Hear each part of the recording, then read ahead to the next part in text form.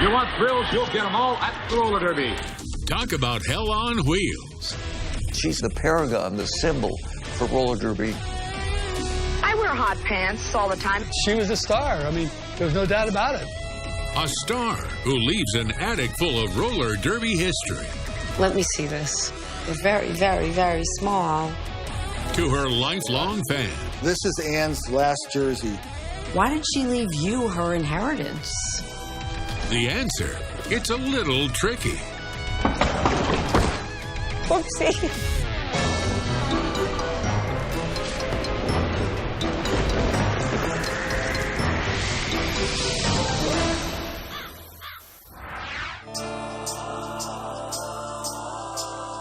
I'm Jamie Colby in San Francisco today, home of the Bay Bombers. If you know that is the most storied franchise in roller derby, then you watch too much Saturday morning TV. And if you don't know what I'm talking about, no worries. Just strap on your helmet because you are in for a rollicking good time. My name is Jim Fitzpatrick, and when one of my childhood idols died in 2006, she left me hundreds of her mementos from her roller derby career. Hi, I'm Jamie. Hi, Jamie. Nice to meet you. I'm Jim. Inside his house, Jim Fitzpatrick has arranged his strange inheritance into a shrine to the woman who left it to him, Annie Calvello, the hottest star from his favorite sport's glory days. A lot of fans went for different reasons. Some of them, it's obvious. They went to see the girls. Some went to see the fights. Calvello keeps driving, and she's past 4 and hit in there. It's back in the 1960s when the gutsy roller goddess makes a big impression on 8-year-old Jim Fitzpatrick. But let's not get ahead of ourselves. 1929. That's when we'll begin Ann Calvello's story. Here in San Francisco, where she grows up, the oldest of 6 children. Tony Calvello is Ann's younger brother. Ann was a tough one. I can remember getting in a fight in front of the house, and she came up and broke up the fight, and I was the one getting hit. As a teenager, Ann takes to the latest craze, roller skating. She might have been termed a tomboy, and very often better and faster than the boys. Around this time, a movie theater chain owner named Leo Seltzer comes across a mind-blowing stat. 95% of Americans have tried roller skating at one time or another. So he creates a new sport, roller derby. My father came up with this idea, let's put the competitors on roller skates. Jerry Seltzer is Leo's son. The women would skate for 12 minutes against the opposing team. Then the men would come out and skate for 12 minutes against the opposing team. Here's the pack now. A girl has broken away from the pack. She is called a jamming skater. For each one of the opposing teams she passes, she'll get a point. Calvello keeps driving. It catches on like wildfire. Were the audiences co-ed? The audience got more and more co-ed, and that was one of the secrets of roller derby. The wives come, the girlfriends come, and their boyfriends and husbands become fans. In 1948, the Seltzers sent scouts to San Francisco to look for skaters. And 18-year-old Ann Calvello sparkles at a tryout. Ann Calvello was a heck of a skater. Later that year, roller derby makes its television debut in New York. And before long, stations across the country are picking up the game. Suddenly, roller derby stars are household names. Annie Calvello, and Calvello's on the move. It didn't take our skaters long to learn that the bigger personalities they became, the more attraction they had. Alan White just tore off the front half of Ann Calvello's jersey, and this gal is a little angry.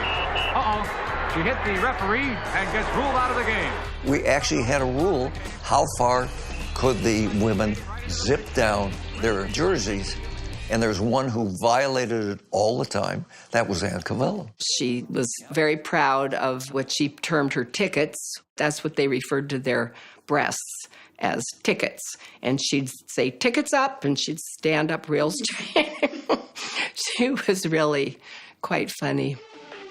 Every grudge match needs a villain. Ann is happy to oblige. Watch it, she's got more trouble. Everybody wanted to come and see Ann, primarily to boo her. Were those real fights, or were they laying it on? Let me tell you what I would say to the skaters. We do not want fights. But if you're going to fight, you better fight. Because there's nothing worse than a phony fight. Judy Arnold skated against Ann Calvello. Danny loved being the villain. And now 3 Shamrocks start to finish the job. Most of the skaters off the track loved her. Oh, there's bad blood here. On the track, things change because you want to win. There she is right behind the hammerlock. But Ann's not just a roller derby queen. She's also a world-class pack rat who saves every knee pad, jersey, and piece of fan mail from day one. 1948, when she's a teenager, she's recruited to skate for the first time professionally, and this was her original skate case. This is her helmet? This is one of Ann's helmets. She kind of decorated hers with scarves, and she added her name to it. And she was a Leo, very proud of it. So she. Oh, that's pretty cool. Engraved that into it. Women born under the sign of Leo are said to be difficult to resist, and a handsome roller derby referee named Roy Langley can't. They wed in 1951 and have a daughter named Terry, but the marriage soon goes over the rail. Roy was very jealous of any attention that Ann got, especially from men. I believe he expected them to be settled, and that wasn't what Ann wanted to do. What Ann wants is to go back to roller derby, and she does.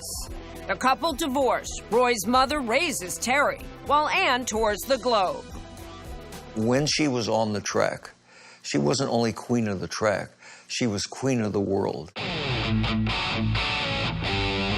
Color TV allows Ann to amp up her flamboyant style. Annie would color her hair. When I come back, you're going to be so sorry when I come back skating. She'd do part pink, part green, part blue. And in those days, that was not the thing to do, but Eddie did it. One of her nicknames, Demon of the Derby. After a few broken schnozzes, the most famous is Banana Nose.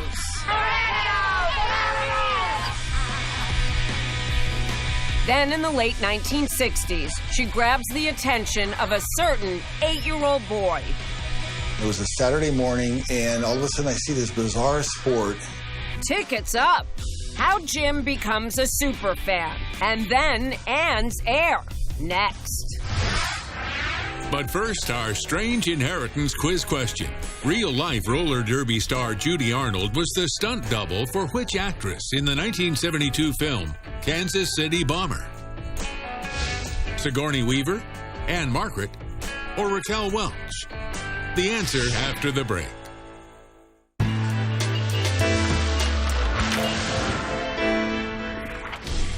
So, which actress used Judy Arnold for her stunt double in the 1972 film Kansas City Bomber? It's Raquel Welch. Judy wore a brunette wig to do Raquel's action scenes.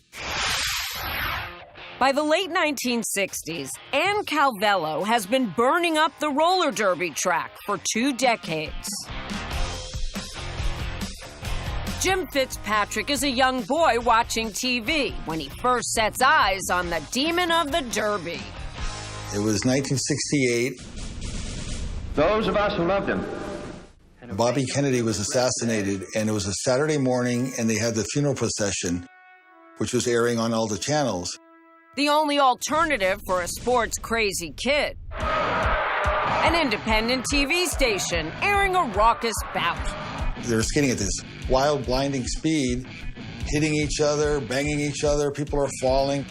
He's hooked and unable to avert his eyes from the veteran Vixen with the bod of a 25-year-old. His strange inheritance contains the proof. These are her shorts while she was on the Midwest Pioneers, and she was already at this point 41 years of age. They're very, very, very small. If you got it, flaunt it, the saying goes. And Ann does. I wear hot pants. I mean, at 42 years old, people say you shouldn't wear hot pants because they look, when you're my age, you should look so good in hot pants. As Jim grows up, he doesn't outgrow his roller derby fascination. He takes up skating himself, and after high school, scores a job on the track crew with the hometown Bay Bombers. It's a skate in the door. One night I walk into the Oakland Auditorium, and the owner comes over to me, then he goes, "You're skating tonight." And that's when I went, holy crap, am I ready for this? Jim goes on to skate with teams across the U.S., in Buenos Aires, and on a U.S. All-Star team in Japan.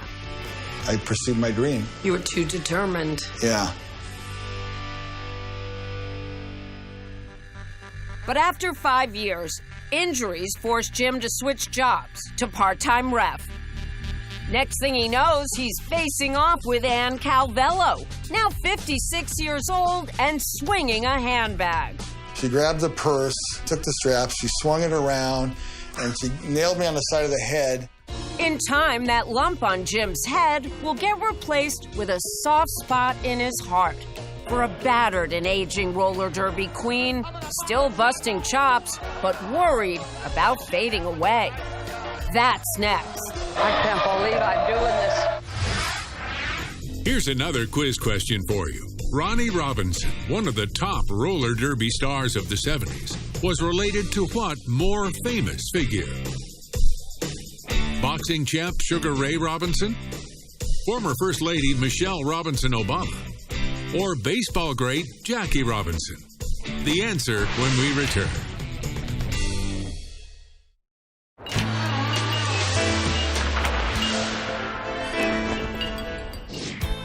So, who was roller derby star Ronnie Robinson's famous relative? It's A. His dad was boxing champ Sugar Ray Robinson. By the mid-1990s, Jim Fitzpatrick has left behind his days as a pro roller derby skater. The profession, he says, isn't what it once was. The sport has gone through so many ups and downs. The traditional roller derby was a totally legitimate game, but there have been other people that have come along and they've just taken it in a whole bizarre direction. Just wait till you see these skaters take on the 14-foot-high wall of death. I've seen some that have had a wall of death. He's got him up to the rail. He's pulling him up. An alligator pit. I can't believe what we're witnessing here tonight. The changes don't seem to bother Annie Calvello. Even as she nears 70, she's still selling those tickets. They want all the young girls, you know, with the nice figures, but I don't have a bad figure, and they're real. What's all too real? The off-track life of an aging roller derby demon who never remarries, never saves money, and makes ends meet pushing carts and bagging groceries at the Safeway. It's around this time that Jim runs into Ann at a roller derby reunion. He's compiling a book about the history of the sport. I kind of put it together for just some of the skaters as a keepsake. I started asking her questions for my book. Over a string of long interviews and sharing stories, they become close friends. So close that Jim's by her side when Ann learns she has eye cancer. Then it spreads to her liver. Ann confides to Jim her worry that she'll be totally forgotten once she's gone, and her wish for one last night in the spotlight. She really wanted to skate, and she was 70 years old, and I really thought that this is not a good thing to do. In August 2000, Ann Calvello skates before cheering roller derby fans one last time. She doesn't take you-know-what. And there they go. Ann Calvello puts Logue up into the rail. And look at her go. One lap to go. If she gets there first, she's going to win this thing. She can get to that. Oh, she got it! She got it. She knocked him down with an old roller derby move. Old Banana Nose is back. And what an outpouring of love for Ann Calvello. That red jersey is the last thing Ann Calvello places in her lifelong collection of roller derby memorabilia. I'm gonna miss all you guys. And then she delights Jim by announcing she's leaving much of it to him when she dies. We know them our own rules. It's on March 14, 2006, Ann Calvello hangs up her skates for good, succumbing to cancer at age 76. I remember going over to her apartment, and it was a sad day.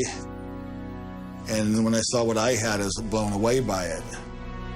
Jim gathers up his strange inheritance. Trophies, pennants, fan letters, skates, knee pads, jerseys, and more.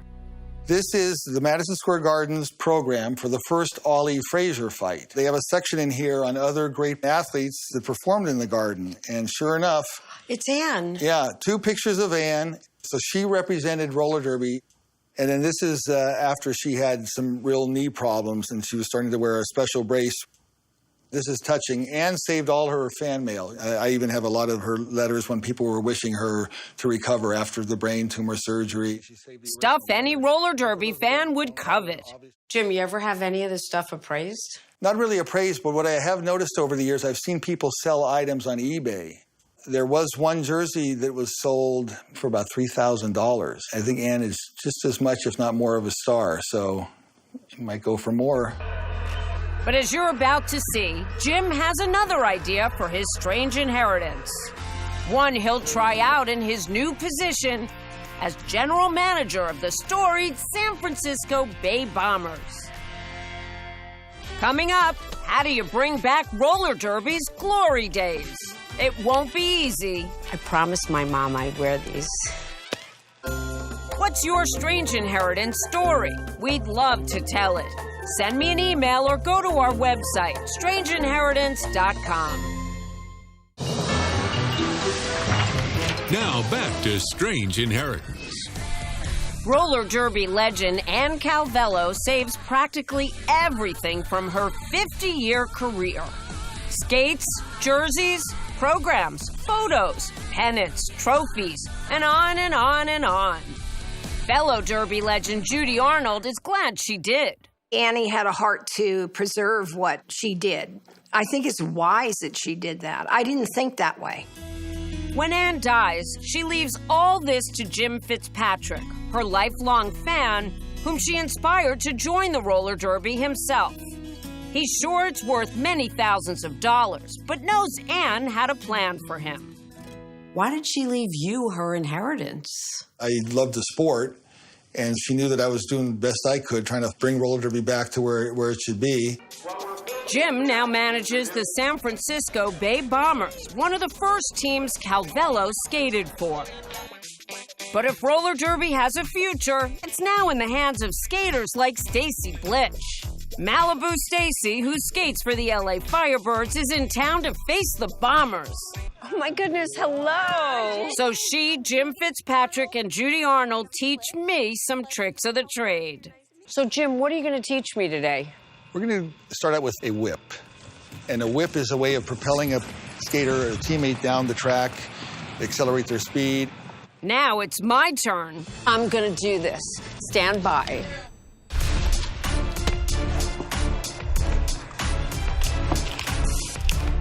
I promised my mom I'd wear these.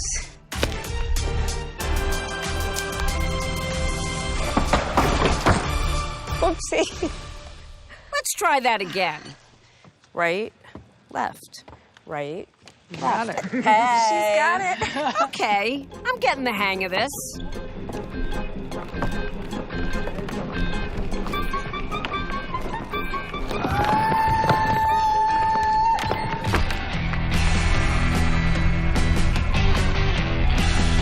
That's it?